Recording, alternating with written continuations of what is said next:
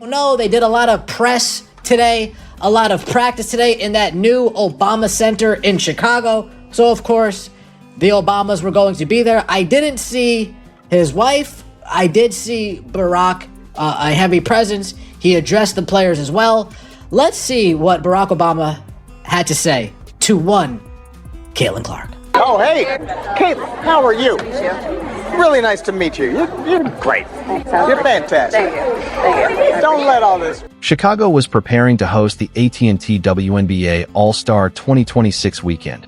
The event was meant to stand as the ultimate celebration of women's basketball, featuring a spectacular week-long showcase of the city's expanding impact on sports and culture. Yet behind the dazzling arena lights and corporate sponsorships, an intense high-stakes boardroom conflict suddenly erupted, leaving league officials in a state of unprecedented panic.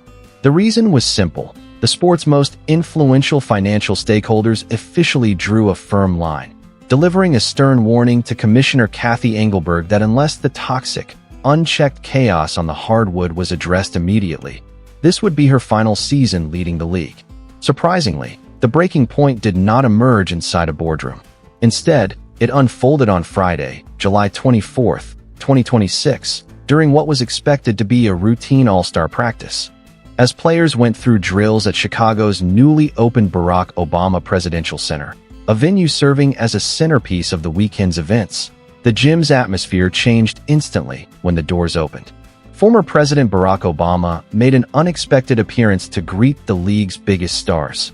Rather than simply watching from the sidelines, he walked directly onto the court, challenging the negative narrative that had been surrounding the league's most valuable attraction.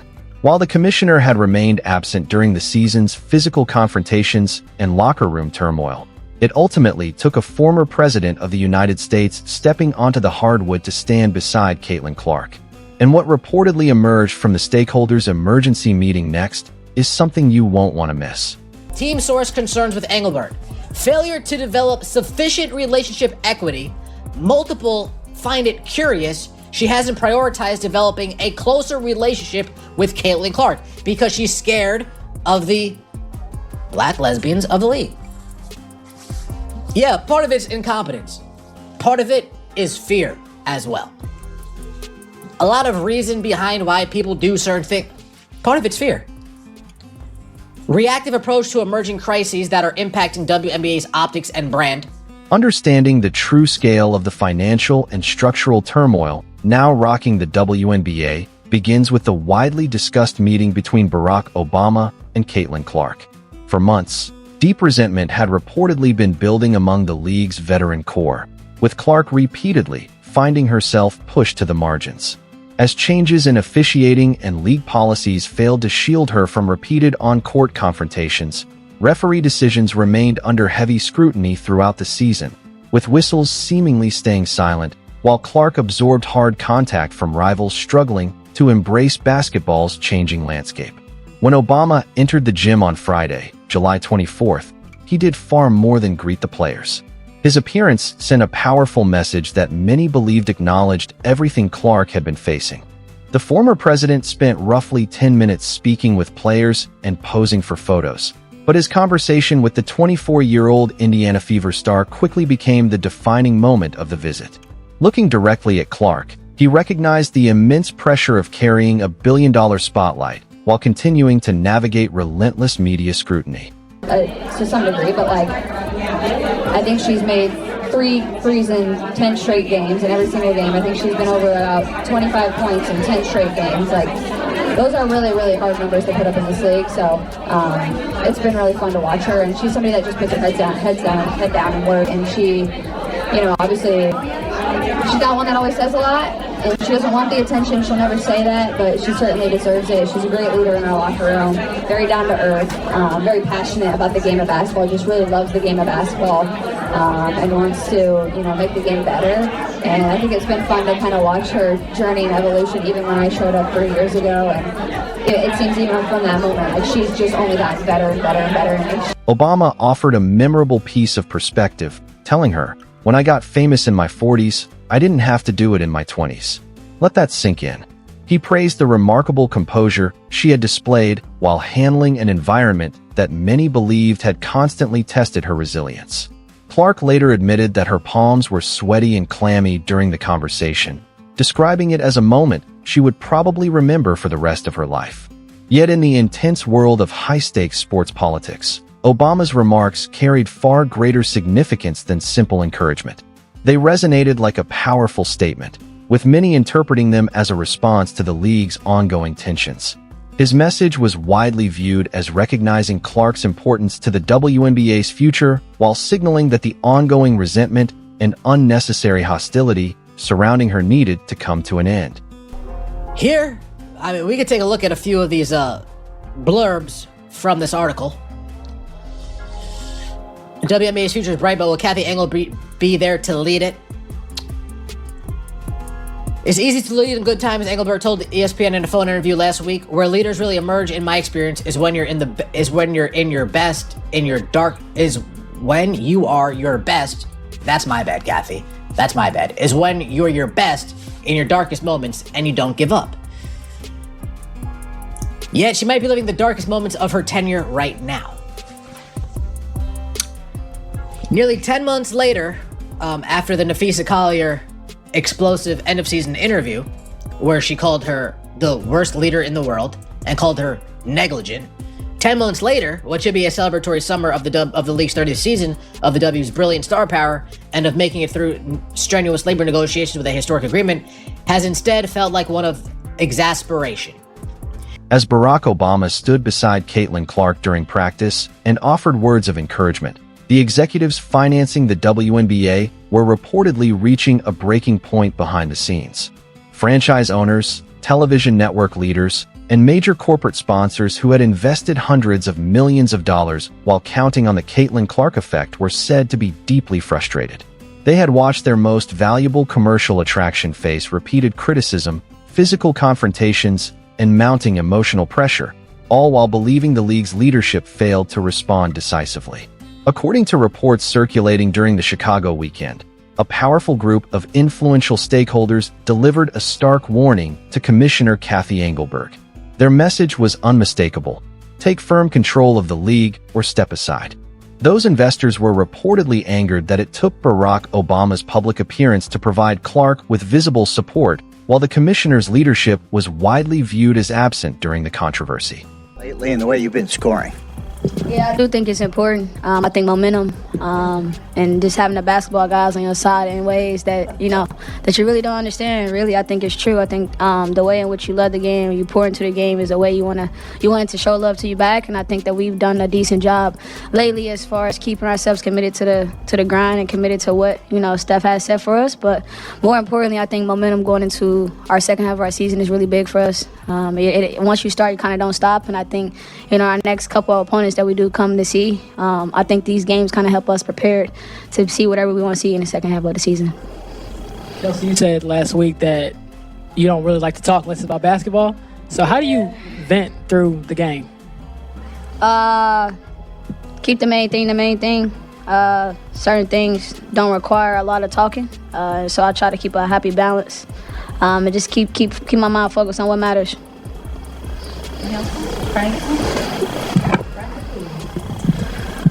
So, All-Star Weekend. Pressure is rapidly mounting for they are now demanding immediate, sweeping changes to the league's internal structure.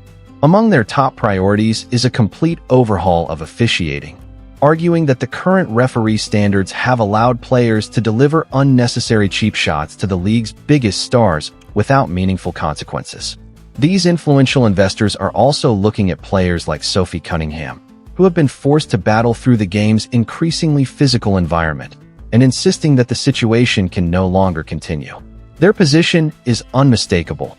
They did not invest. According to these reports, if the commissioner cannot restore order, strengthen player protection, and implement policies that safeguard the generational talents fueling the league's growth, the stakeholders are prepared to make this her final season leading the WNBA.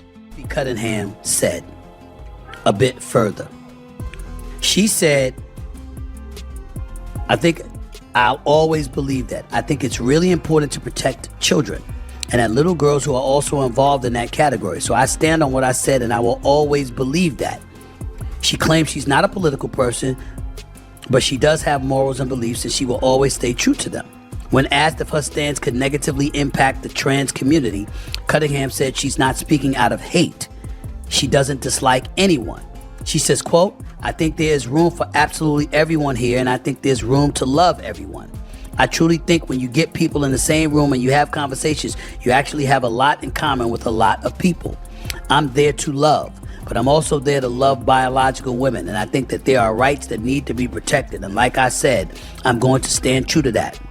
I'll never falter in my beliefs in that, but I have never once said I hated the trans community. Like I said, I think there's space for everyone." I can't applaud her enough. This notion that you're hating on the trans community because you are not a proponent of them participating in female sports is utterly ridiculous. Sophie Cunningham said every word right on the money. There's no hate involved. There's only love we're talking about. But what happened to loving girls who are born biologically as girls? What about their rights? What about fairness associated to them? With unprecedented attention focused on this All-Star weekend, the financial pressure surrounding the event has reached extraordinary levels, and the atmosphere across Chicago is filled with intense anticipation. The 2026 AT&T WNBA All-Star Game was expected to serve as the season's premier showcase, airing worldwide on ABC, Disney+, and the ESPN app. Fans invested astronomical amounts in official ticket packages, premium pre-game hospitality, and exclusive experiences, all hoping to witness a truly unforgettable moment. Yet away from the spotlight, the league reportedly finds itself approaching a major internal showdown. League executives believe the controversy would eventually fade, veteran players would adapt to the league's changing landscape, and Caitlin Clark would simply continue enduring the criticism without disruption. Instead, those expectations appear to have unraveled. By overlooking the structural adjustments needed to handle the league's explosive rise in popularity, the commissioner has reportedly distanced herself from many of the influential people helping drive the league's financial success. When a 24-year-old point guard is seen relying on the guidance of a former commander-in-chief to navigate challenges within her own locker room because the league has struggled to provide visible support, many believe it reflects deeper organizational problems that can no longer be ignored. Sponsors are reportedly reconsidering their commitments, network executives are demanding accountability, and team owners have grown exhausted with off-court controversy dominating headlines instead of the basketball itself. The warning has reportedly been delivered, leaving the commissioner with only half a season to overhaul officiating standards, restore confidence across the league, resolve internal conflicts, and demonstrate she has the leadership required to guide this billion-dollar enterprise into its next chapter. If those expectations are not met, stakeholders are reportedly prepared to pursue sweeping executive changes by October. Shifting to another major storyline, attention then turned to Caitlin Clark's appearance at the All-Star break podium in Chicago. During the media session, she was asked about her individual goals moving forward, and Clark responded with a straightforward answer, explaining that above everything else, staying healthy remains her biggest priority for the rest of the season. Looking ahead to the remainder of the season, Clark emphasized that staying healthy continues to be her top priority above everything else. She explained that she has been fortunate to appear in 22 games so far and feels very good about where she is physically at this stage. At the same time, she acknowledged that the second half of the schedule will be one of the toughest stretches the team has faced, making it essential to stay locked in on every objective they need to accomplish. With several opponents left to face only 3 times, she stressed how valuable every matchup becomes because tiebreakers can ultimately shape playoff positioning. She pointed out that the team has already lost a tiebreaker with the Valkyries and noted that home court advantage can make a tremendous difference during the postseason. Reflecting on last year's playoff experience, she said not having home court advantage may have been a significant factor, particularly in Game 5 against the Aces. Because of that, Clark believes she said her responsibility as the team's point guard is to ensure everyone approaches each contest with the same level of focus, urgency, determination, and competitive mindset, while continuing to prioritize staying healthy throughout the demanding season ahead. As the season reaches a defining turning point, the WNBA appears to be entering one of the most closely watched and intensely debated chapters in its history. On one side, Caitlin Clark shared a highly publicized moment alongside Barack Obama, an interaction that many viewed as another powerful reminder of the extraordinary influence she continues to have on the sport and the global attention she consistently attracts. On the other side, league leadership reportedly remains under increasing pressure as concerns from influential stakeholders continue to grow behind the scenes. The ongoing criticism, the debate surrounding veteran players, and the intense scrutiny directed toward the commissioner's leadership have only added more fuel to an already heated conversation, placing the entire league under an even brighter national spotlight. At just 24 years old, Clark remains one of the biggest and most recognizable names in women's basketball, with her impact continuing to shape discussions about the league's future, its financial growth, and its overall direction. Meanwhile, the league's established figures are being challenged to adapt to a rapidly evolving era that shows no signs of slowing down, making every decision from this point forward even more significant. Whether these reported tensions ultimately lead to meaningful changes or simply become another chapter in the league's ongoing evolution, one thing is clear. The WNBA is stepping into a period that could redefine its future for many years to come. Now it's your turn to weigh in on this entire situation. Do you believe Barack Obama's appearance further strengthened Caitlin Clark's standing and legacy in the basketball world? And do you think the reported pressure from stakeholders toward the commissioner is justified considering everything that has unfolded throughout the season? Share your honest thoughts and opinions in the comments below because we'd love to hear your perspective and keep this conversation going. If you enjoyed this breakdown, make sure you smash the like button, subscribe to the channel, and turn on the notification bell so you never miss another major WNBA update, breaking development, exclusive report, or in-depth analysis right here on the channel.